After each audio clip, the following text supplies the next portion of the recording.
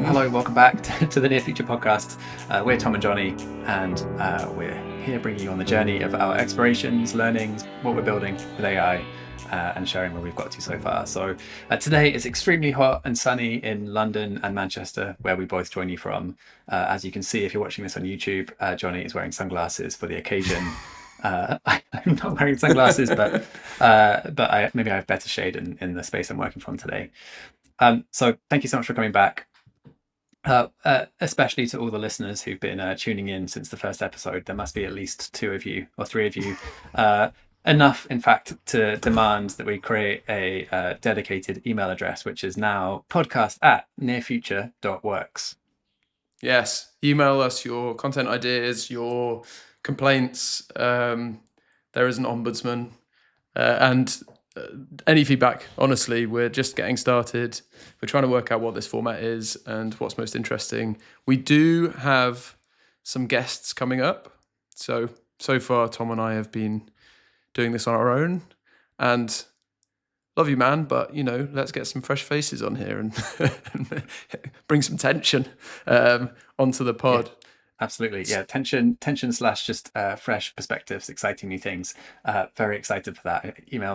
Been messaging a few people, a few special guests to come and join us for the conversation, and we have, I think, 3 or 4 on the horizon. So very excited to introduce our huge, massive global audience to these fantastic people.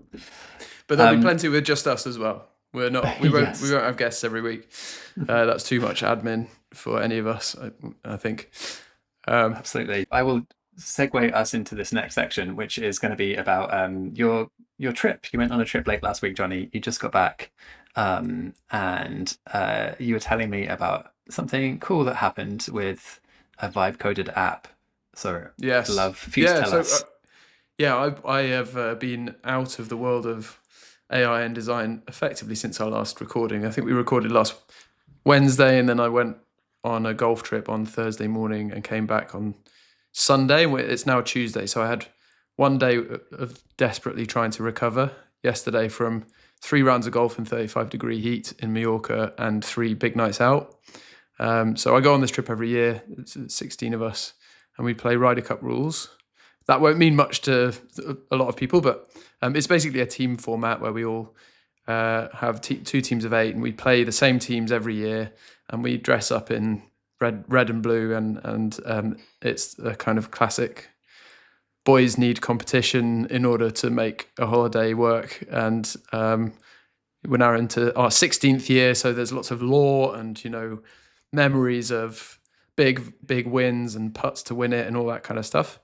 But one of my friends, Chris, has been keeping track of all of the stats across all 16 tours in a spreadsheet. And he started doing it in year 1, or very close to the start of the tour.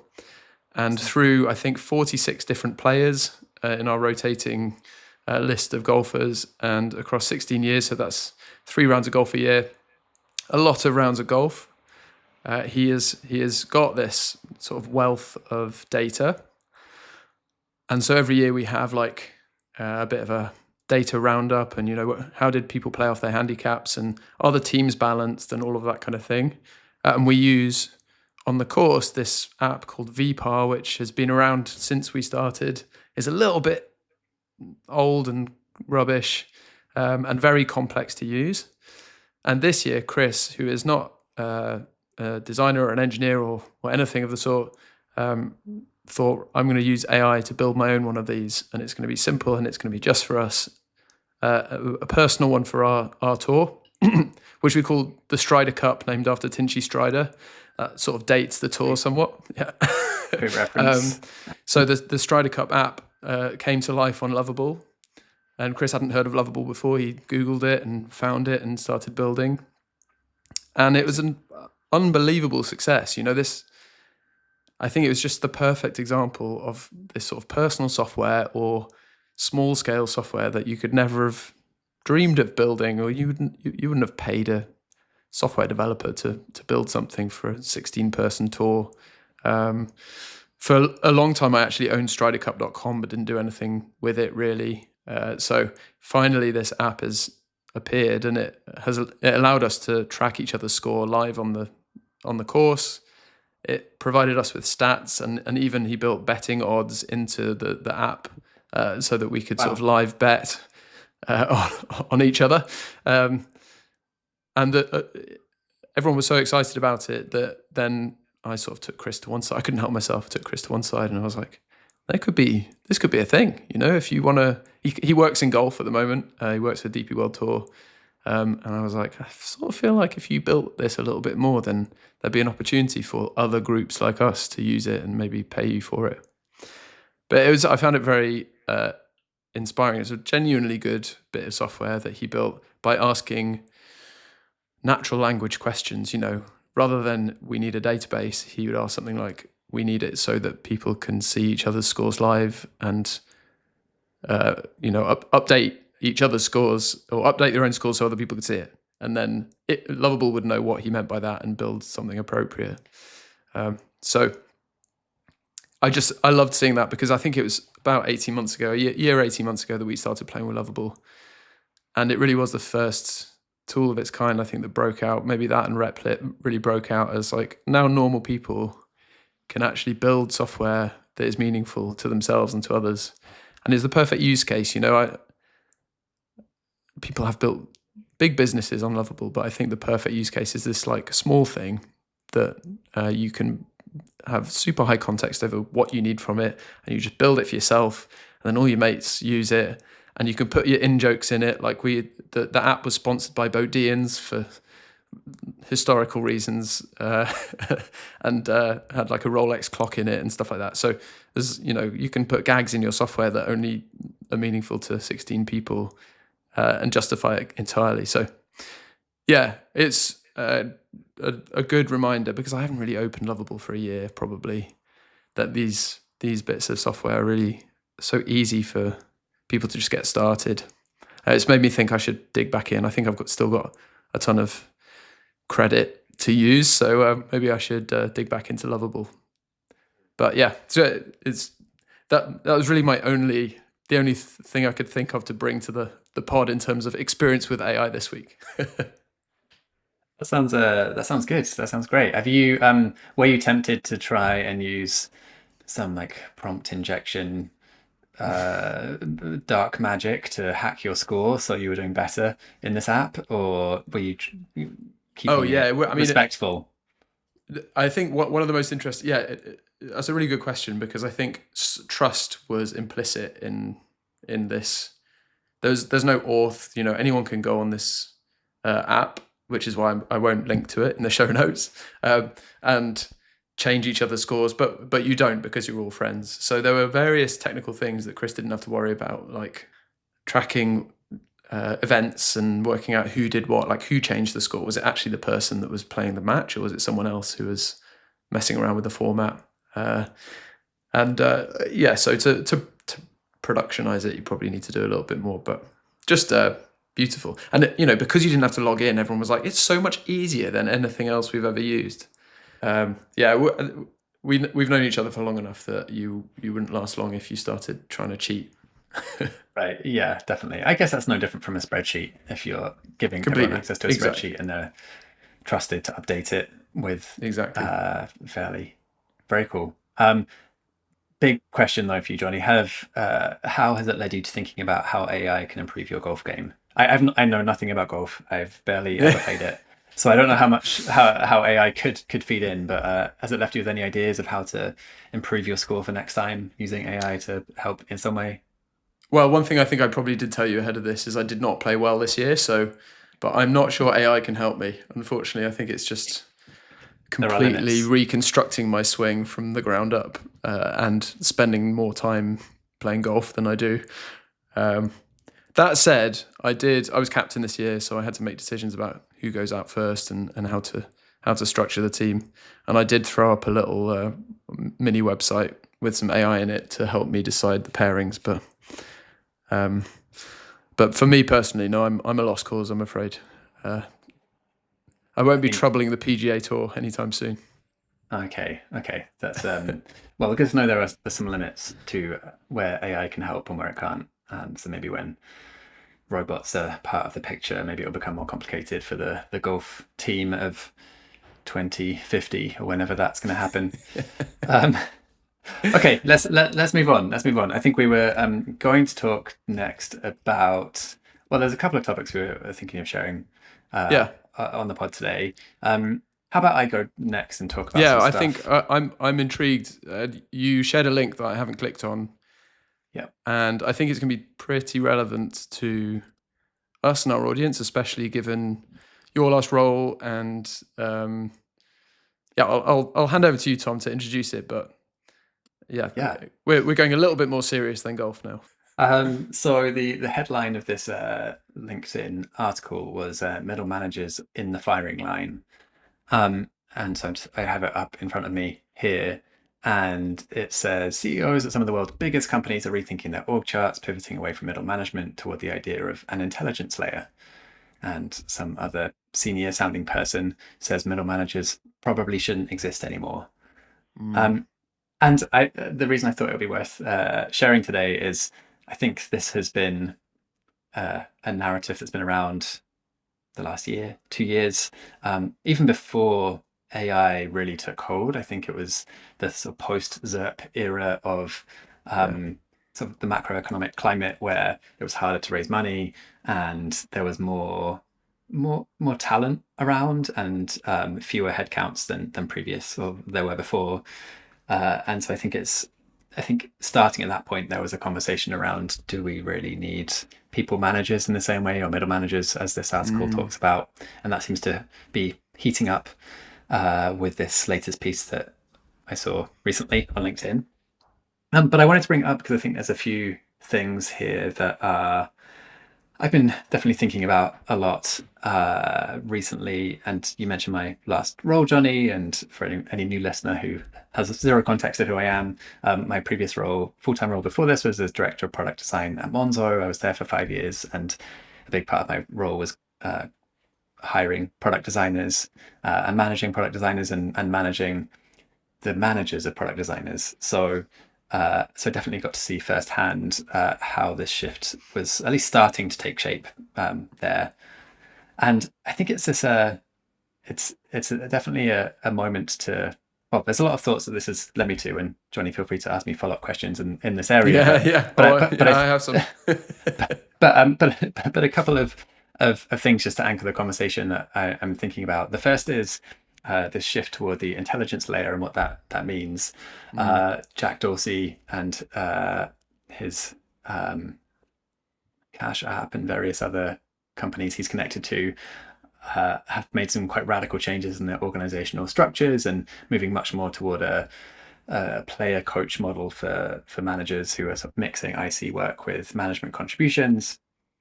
That's one example of this.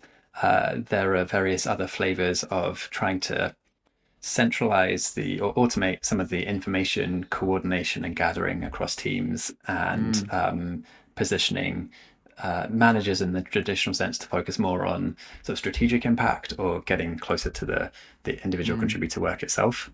I think, so depending on who is listening to this, I think there is the sort of version of this that there is sort of the element of truth to if you are in a middle manager role right now. I think that's a difficult place to be. Difficult in the sense that you have pressure coming on you, like most roles that are somewhat connected to AI right now. This is true of individual contributors. It's true of everyone in working in these companies. But I think people managers are, in my experience, absorb a lot of the emotional labor of how the anxiety and fear that surrounds teams. And I think a lot of that falls on people leaders and managers to set clarity and direction in a time where there's a lot of uncertainty, and that's a really difficult place to be.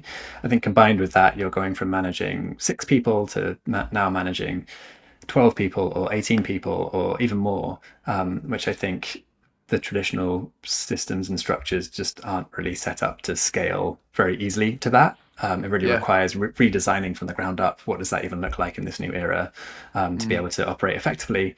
But I think most fundamentally it is what is the outcome?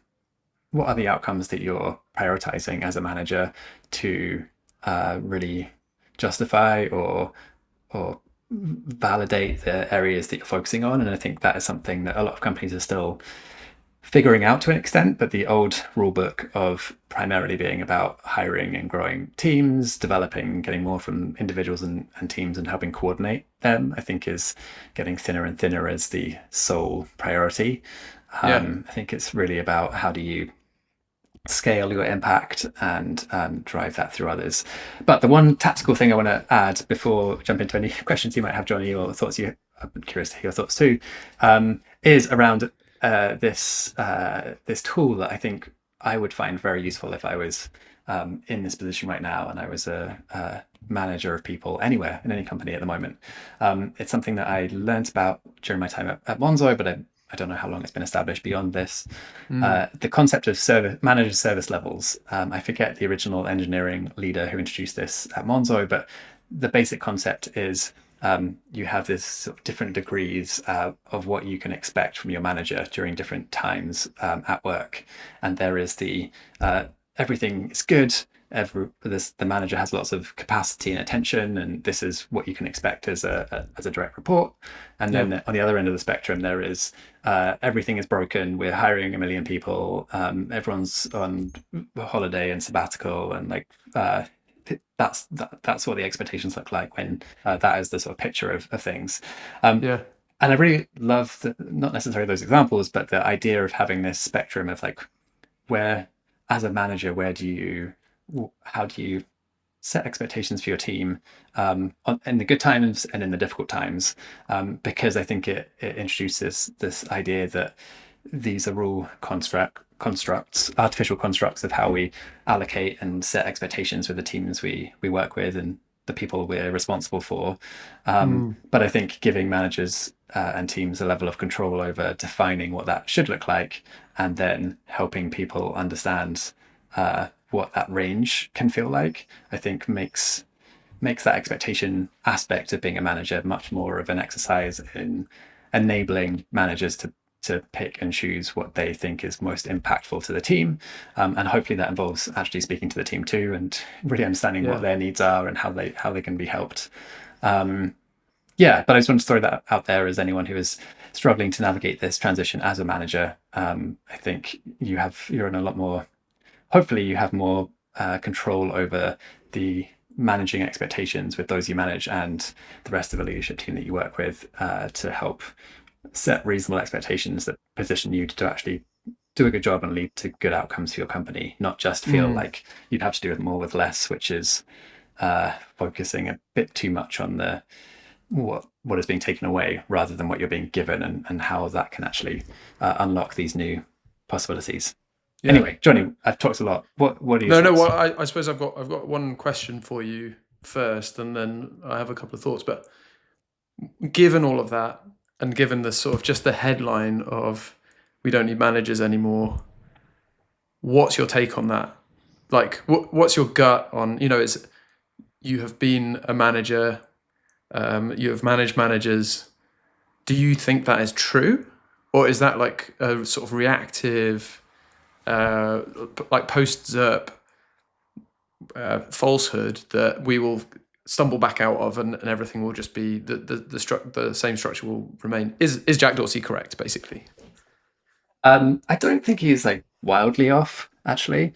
I think of this less in titles and more in what are the outcomes that are necessary for a team of people in a company. And I think teams need direction. They need clarity. They need psychological safety. They need alignment around what a company is trying to achieve. I think all these things traditionally fell on a manager to help shape and guide. I don't necessarily think that as a standalone role is the most important thing to preserve in the future we're moving toward. But I think making sure that there are those elements in some kind of leadership capacity in a team is important.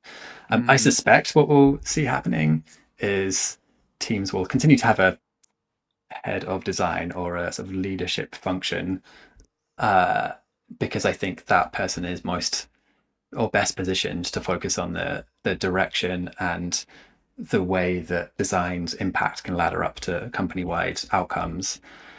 But beyond that individual person, I think it might vary based on how a company is uniquely operating itself and how it coordinates across different functions, and whether that takes a slightly more design operations role or people management roles, or even a more sort of chief of staff shaped support for that head of function. I think sort of varies. I could definitely see a world as well where there's more the player coach concept, which on paper sounds like, oh, you can be a manager and an IC, get your cake and eat it. Or I think companies look at that and think, well, I can just get a single person to do the job of two people. Great.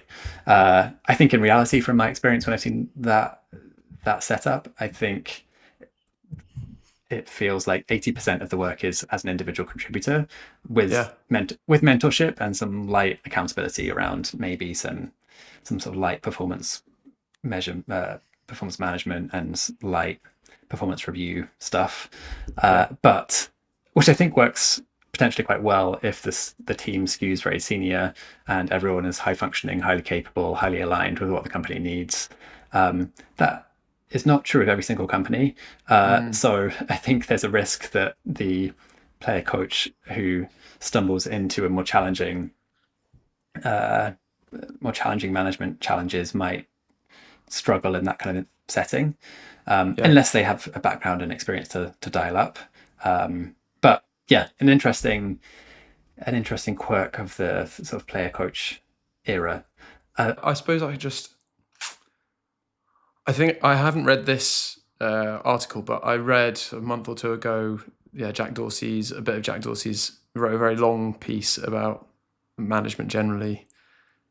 And I sort of don't buy it. First of all, I think that the market doesn't owe anyone anything. So if anyone is a manager right now and really likes aspects of it that may become less important over time, which I think is true, then that's going to be tough.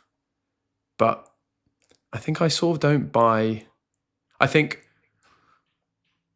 manager to report ratios is a function of how many people you have on your team primarily. Like if you think about the pastoral role of a manager, and if you think about the taste bar setter role, and if you think about managing up and across, all of that kind of thing, actually a lot of those ratios are set by the world around the person rather than anything else. And I do think, like a tastemaker, maybe a design team of 100 could just have one tastemaker who sits in these great big crits, and and actually having one person deciding what good looks like is more efficient as long as they can get around all the work. So that separates off from, that becomes more like a super senior IC or something. And then you have managers that are communicating expectations up and across, and sort of some of that last part feels like it might be less necessary.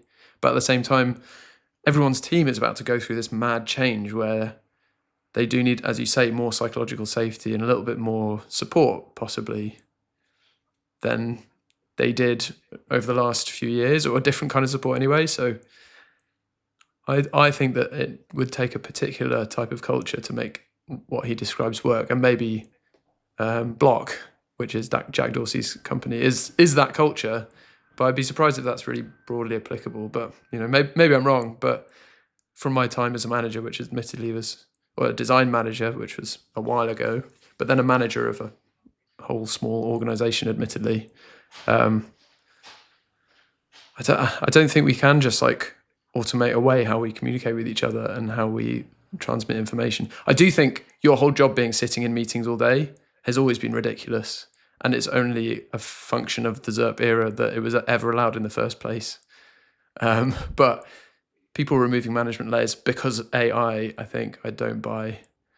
And as you say, the post-ZIRP was where the actual change happened, where people went, you can't just exist here so everyone feels a little bit more supported. You need to show ROI. And I think a lot of this change now is like, well, look at how fast the ICs are moving. Look how many lines of code and how many PRs the engineers are merging. So therefore, everyone else should be as efficient as them, but actually other parts of the business don't move as fast as that, and things that involve humans who are messy and communicating in rooms with people are like not the same thing as writing code.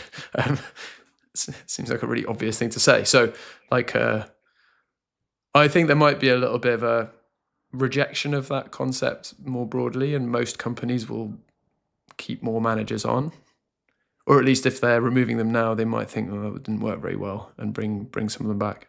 That said, I think every manager needs to look at where they are adding value today and work out if that's the places they're really focused on are what their organization needs in the future, and try and predict the future a little bit here. Because you don't want to be, what might happen is managers are split into managers that drive real business value, which might be like better products and higher quality design or whatever it is the department they're in, versus those that swan around looking busy.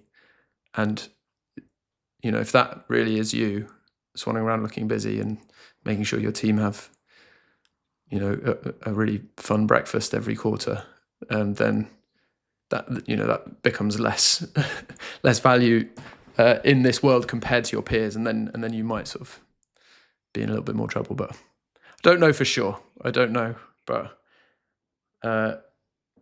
it's an interesting time. I think that there's like this narrative which is like all managers need to start designing again, and maybe some of them do, but they're the ones, ironically, that are probably sitting most comfortably in a management role right now, where they're not actually involved in the work very much.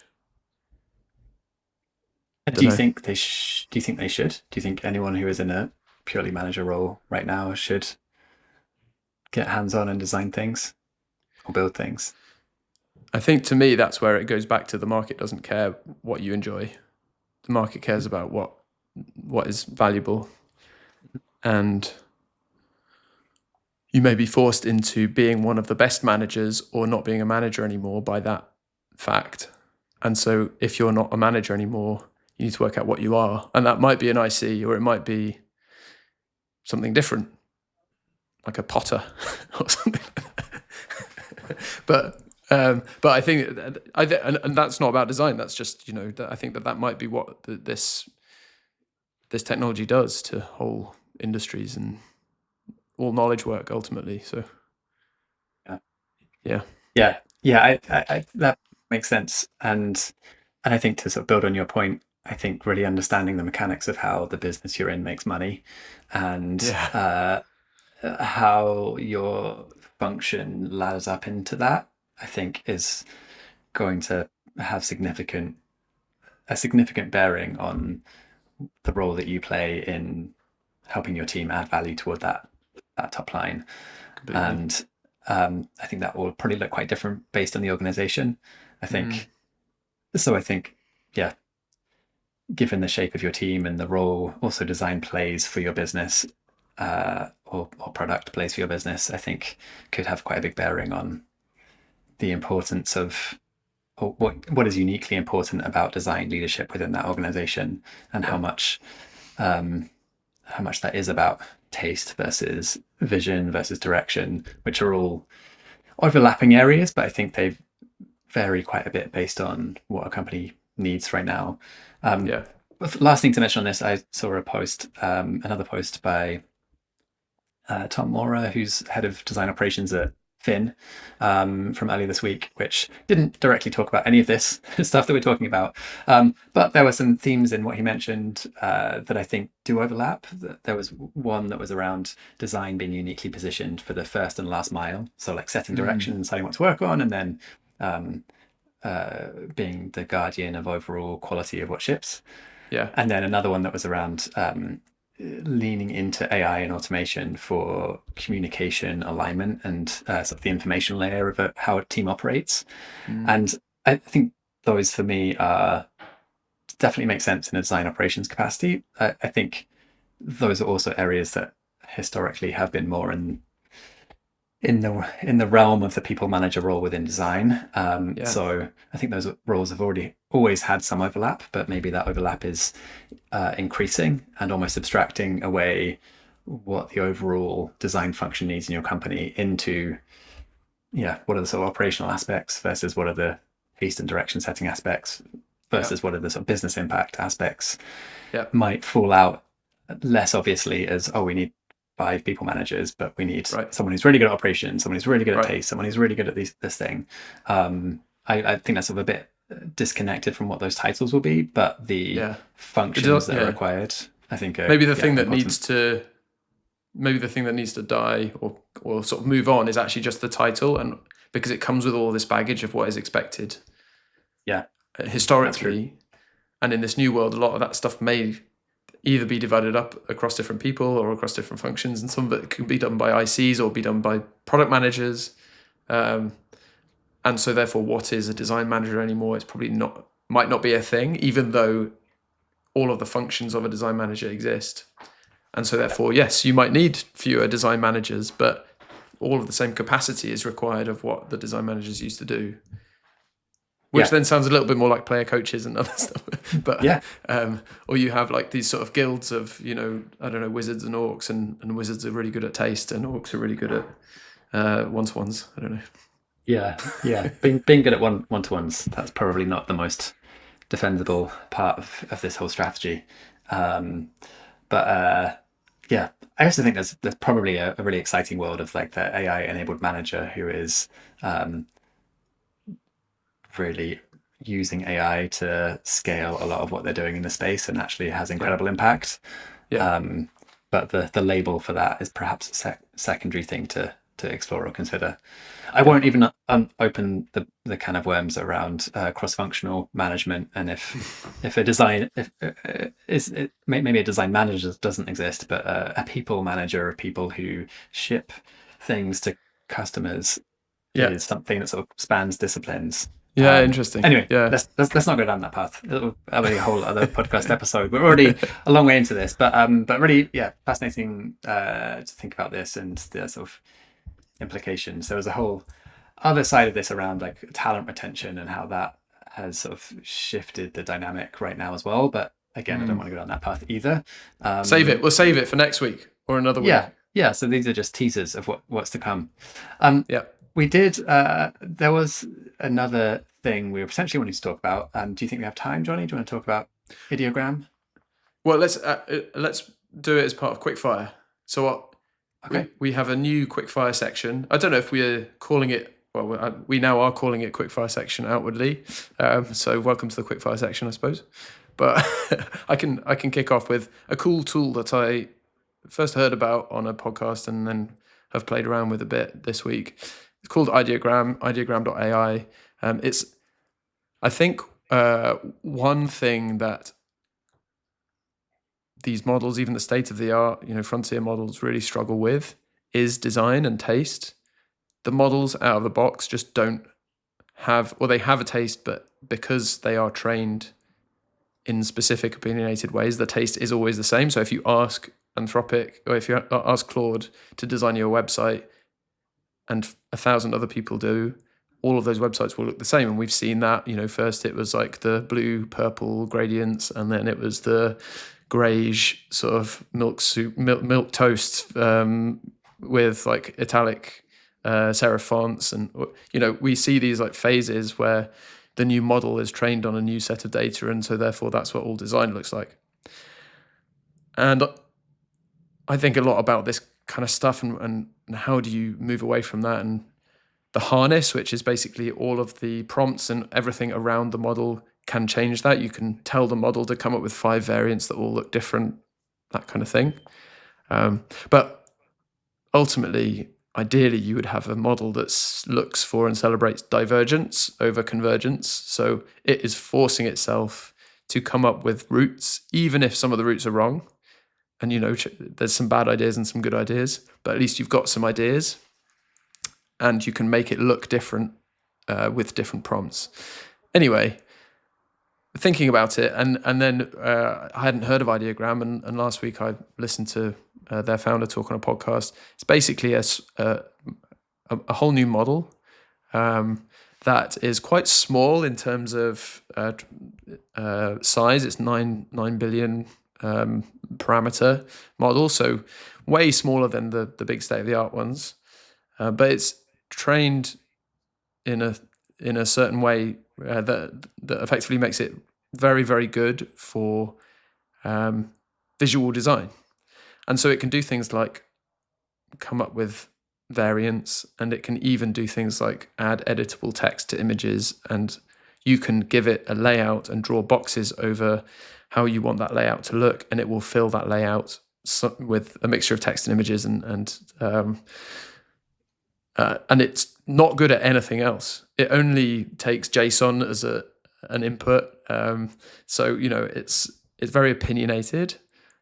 But it does this one thing well, I've been playing around with it, and it's pretty good. I'm not excellent at it yet, so I'm not producing incredible things, but I think it points to a future where you start to, rather than have these great big AGI-esque models that are meant to be good at everything, you start to have smaller models that are good at one thing.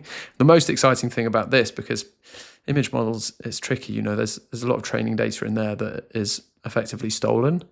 And one thing that he said on this podcast is you can take this model, which is open weight, and you can train it yourself with your own work, and then it can become your own model.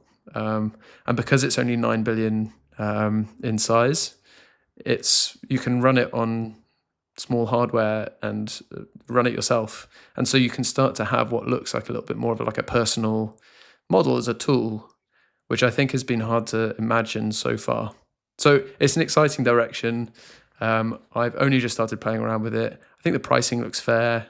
And we do actually have an opinionated art direction for our podcast artwork and our artwork for our site generally.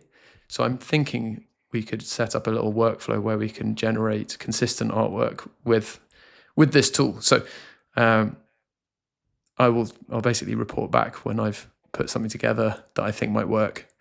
And we could even host it ourselves somewhere, and then it really is just ours. Train it with our own favorite images or our own images. So check it out, ideogram.ai. And I haven't played around with image models for ages, really. Not in any sort of way where I'm evaluating new ones. I think we've played a little bit with Flora and some of these kind of more visual tools, but it's exciting to see innovation in image models. And actually, this is such a good transition into an image model tool or company that has built something completely mad or unexpected, which is Midjourney. So, I spotted that this week and had to double check it wasn't a prank or it wasn't April the 1st. It's so unusual. But Tom, you wrote it down, so you tell us about it. Yeah, very interesting. Thank you, first of all, for that. That was a very long quickfire round, but it was really, but it was very interesting. Mid-fire, medium speed. Well, we can work on this. We can shrink our speed for these quickfire things. So the Midjourney pivot, Midjourney, people might know them from their image generation technology capability that's been there for a long time. I feel like they've been one of the image generation AI companies for the last few years now. Will Smith eating spaghetti, I'm sure, wasn't that them back in the day? Oh, probably. Yeah. Maybe. Yeah. That was the great challenge of image generation. Managing to overcome that. Anyway, last week they pivoted to running a health and wellness focused spa company. I don't know if that's a fair description of what they do now, but they have an exciting website which has a very cinematic video of a woman lowering herself into this water type container and scanning lots of vital signs and giving a health report on various things, making a routine health checkup feel more like a spa experience. So yeah, big change in direction, but kind of interesting. I've been to Nico Health in London, which I don't know if you're familiar with that, Jonny, but they have I've been to the one in Manchester. Oh, yeah. Perfect. Yeah, they've I feel like it's in the similar kind of space of imagining what is now possible with the level of health data that it's easy to capture now, and creating a whole an experience around making that far easier to get that data and level of insight and commentary from medical professionals in that process. So yeah, really interesting space, but yeah, a wild pivot. The stats around this are mad though. It's like way cheaper, significantly cheaper than an MRI to produce better data.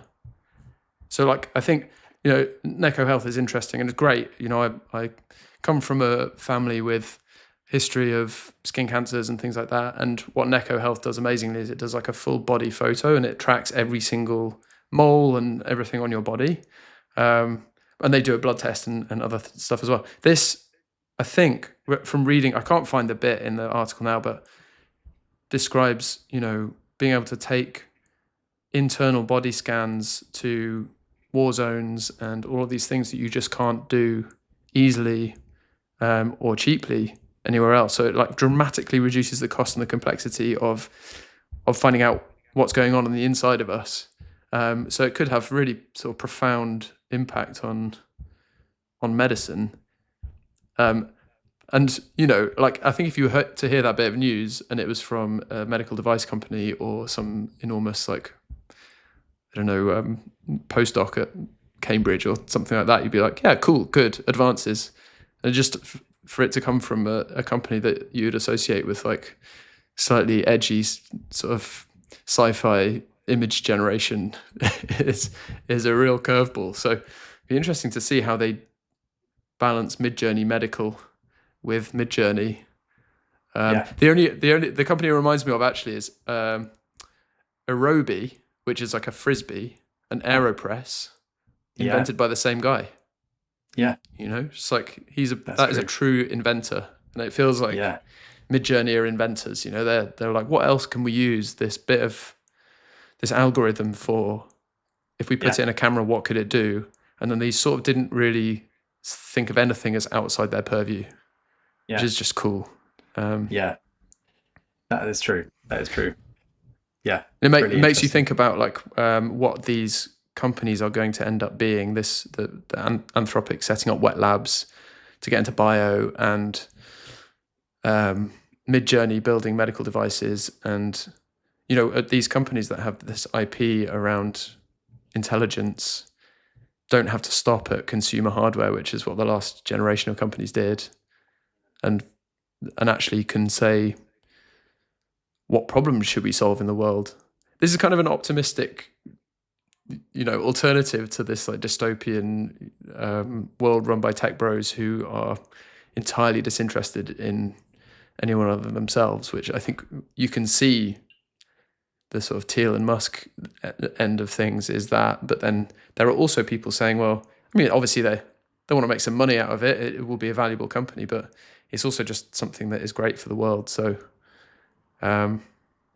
it'd be interesting to see where some of these companies end up and what other lines of business they have. But so true. It's a good spot. So true. And speaking of lines of business, I think there's one final thing that I wanted to make sure we covered today in this podcast, which is a website called In the Weights, which has been, I think, doing the rounds on social media. I'm going to share my screen actually with In the Weights on it, so you can see what I'm referring to if you're watching this on YouTube. It is a website that helps people understand if their name is specifically used in the training data for each of these AI models. And I thought we could close today's podcast by typing our own names into this website and seeing who comes back as being more in the weights or less in the weights, or not in the weights at all. I don't know. Yeah, we've not done mysterious. We have not done this before, so I'm gonna try this live. I'm not gonna add my credit card information, which is popped up there. That would be a terrible idea. Don't do that, please. Okay, I'm gonna search for you. Is Jonny Birch in the weights? You have a 228 strength, top 25%, British product designer and entrepreneur. Oh, British musician and songwriter. OpenAI knows a lot about me. and Anthropic know a little bit less about me. And then who was the other one? If you just scroll up again. Kimmy. Yeah, I've Kimmy. beaten a cyclist and a songwriter. Oh, so this is not you. Kimmy K2. No, the top one is me. Oh, so you are the top And then there's Jonny two Birch. other. I'm the top Jonny Birch of 3 Jonny Birches, which is exciting. Okay. Always wanted to be the best Jonny Birch I can be. Oh, you do a great job. Yeah, Kimmy. I don't know. I don't know much about Kimmy. Okay, well, clearly you're high up in the training data. Okay, so you got 228. Do you think I'm going to get higher or lower? Or just maybe I won't exist. We'll see. Oh, this is thinking harder. That's probably a sign that I'm not in the weights. I have not actually tried this before, doing this live, so we will see. Oh, it's really thinking. We can cut out some of the silence. Yeah, or just we can speed up this weight. Well, clearly I'm the first person to enter this into this. Yeah. Tool. Still thinking. So I'm not. This is not me. This is California not me. Republican. No. Yeah. Australian politician. Tom Harmon, I feel like, is a bit more of a common name, though. Yeah, maybe. British former football defender. He's top 7%. Which one? Oh yeah. Yeah, this is actually I think he might own the original domain name tomharmon.com. So been my nemesis for many years with that domain name. How do we top it, Tom? This podcast needs to go really well. But yeah, not Australian politician, not a British former football defender, not a British social work professor, not an Australian rules football player, not a 16th century English writer. So I'm basically not in there, I think, is the answer to this. Show 4 possible hallucinations. Nope, definitely not a Conservative MEP. Don't think I'm that either. A British journalist, Australian rugby league player, or an English cricketer. So, no, I am not in the weights is the answer to this question. Wow. I'm so sorry, Tom. I think in the weights is a proxy for being famous, and by that measure, Jonny, you are definitely more famous than I am. But I think we've also learned that there are a lot of people with my name who are more famous than I am. You got a tough competition. So maybe my name is more famous, but maybe we could make you infamous. We shall see about that. Yeah. Anyway, that was fun. In the weights, try it out. See if your name is in the data set, or probably just don't give them that information. Maybe we don't need to put our names into the internet anymore. Before we wrap up, though, one last thing I want to mention, and maybe this is a teaser for a future podcast, is that we have been cooking up an exciting design workshop, which will be open to independent people who want to sign up and join us for a live online half-day workshop focused on building your own design tools. So we'll share more about that in the next few weeks. But for now, know that that's coming soon. It will be ticketed probably late July, early August. So if you are working at a company that you're interested in spending more time building with AI, and you would really like an excuse, or you would like structure, or you'd like support and expertise around you to help you do that, we will be launching that in the next few weeks. So keep your eyes peeled, and could be a great use of that personal learning budget if you have one as well. So keep that in mind. We did some of these this time last year, and we made them 4 days long. And the thing we learned was we should not make them 4 days long. So only half a day of your time. Today, but yeah, we have also run a similar workshop to this with a few companies, and this specific format has been tried and tested and feels very effective for a cross-disciplinary design group. So we have run it with a group of up to 60 people. So who knows if we'll get to that number with this, but it scales quite nicely to large numbers. So check it out. Come along if you fancy it, and we would love to have you. But more actual details with actual information and a URL, we'll send you that soon. But I think for now, we should probably wrap up there, unless there's any final words you wanted to mention, Jonny. No, please do tell us what to put in our podcast. We would really appreciate guidance on this. If you're invested now, if you got to the end of this episode, then you are invested to the tune of 50 odd minutes. So spend 1 extra minute and send us a message. And that is podcast@nearfuture.works. Or if you know us, then just use whatever communication channel you know us through. And that's it. Yeah. Until next week. Thanks, Tom. And let's go and enjoy the 39-degree balmy heat of London and Manchester this week. Yes, stay safe, everyone. See you next And week. with that, we'll see you next week. Bye.